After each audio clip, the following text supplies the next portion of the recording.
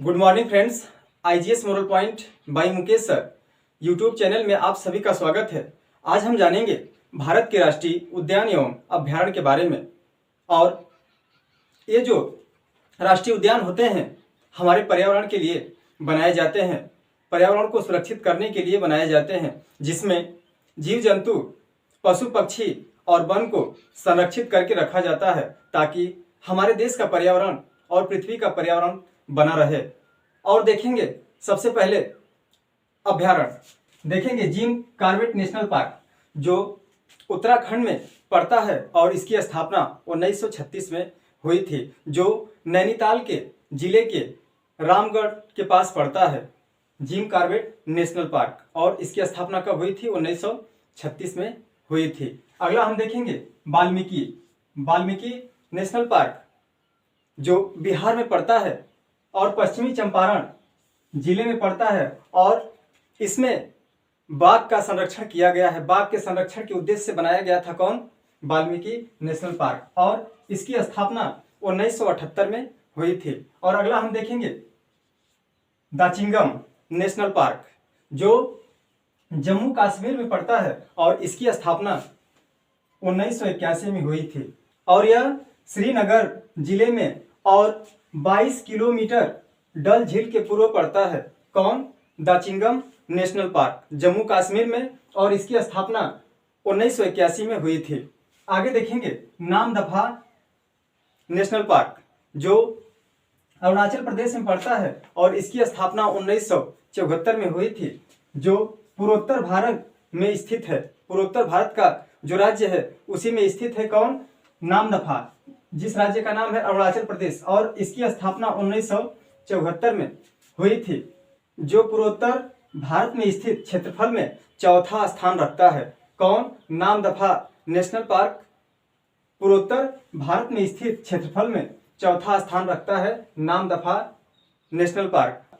काजीरंगा जो एक सींग के गैंडे के लिए प्रसिद्ध है और यह असम में पड़ता है और इसकी स्थापना 1908 में हुई है और इसे यूनेस्को के धरोहर में शामिल किया गया है। कब? 1985 में इसे शामिल कर लिया गया। किसे? काजीरंगा नेशनल पार्क को, जो असम में पड़ता है। आगे देखेंगे रायमोना नेशनल पार्क जो असम में पड़ता है। रायमोना नेशनल पार्क जो असम में पड़ता है, इसकी स्थापना 2021 में हुई है। यह असम के कोकराझार जिले के गोसाई गांव में स्थित है। कहाँ? कोकराझार जिले के गोसाई गांव में स्थित है। कौन? रायमोना नेशनल पार्क और यह असम में पड़ता है। अगला देखेंगे देहिंग पटकई जो 2004 में इसकी स्थापना हुई है और यह अभी कहाँ पड़ता है? असम में पड़ता है। देहिंग पटकई भी पड़ता है असम में। यह ऊपरी असम में देहिंग पटकई क्षेत्र के वर्षा वन में स्थित है।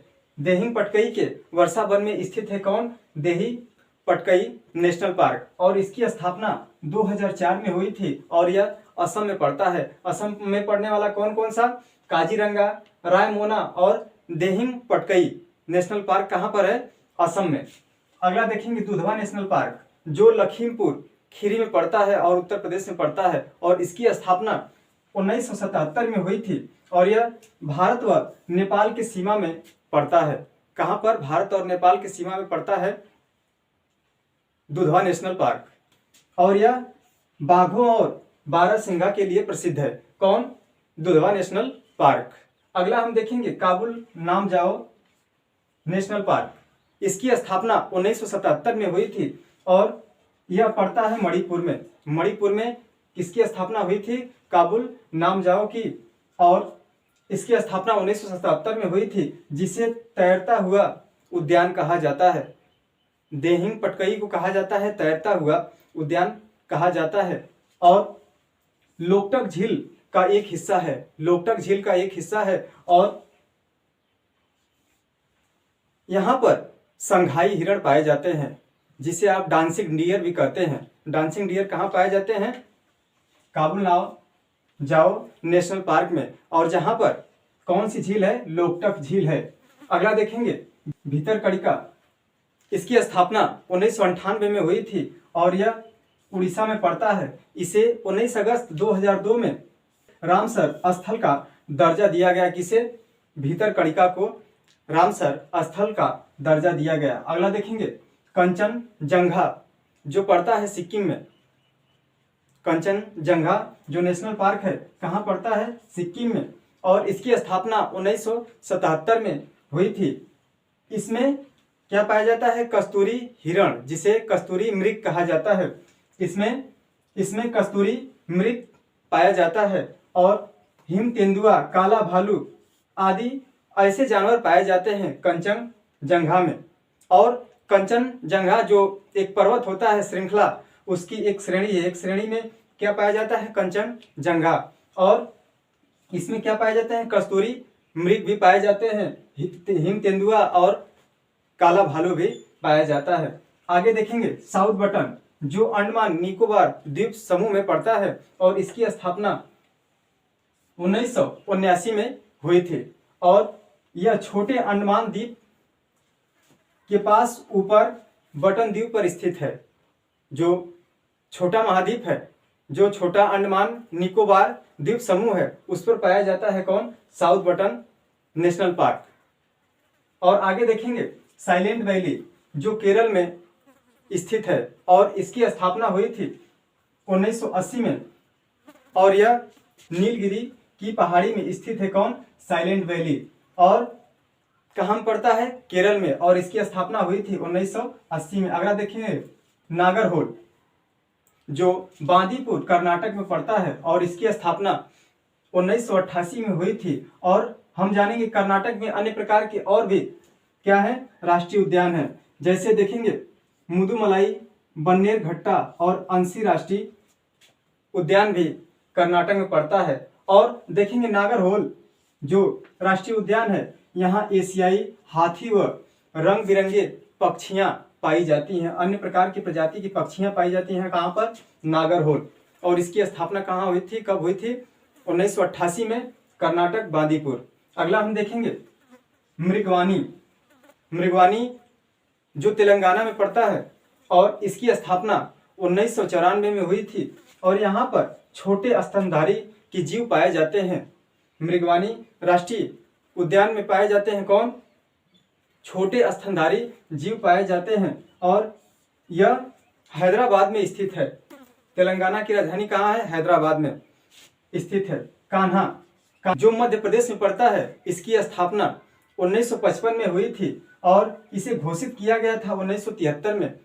राष्ट्रीय उद्यान घोषित किया गया था कान्हा को, जहां पर बंगाल बाघ, भारतीय तेंदुए, स्लाथ, बारहसिंगा और सोन कुत्ता आदि पाए जाते हैं। कहां पर? कान्हा नेशनल पार्क में। और अगला हम देखेंगे गिर अभ्यारण्य जो पड़ता है गुजरात में और इसकी स्थापना हुई थी 1965 में, जो एशियाई शेरों के लिए प्रसिद्ध है।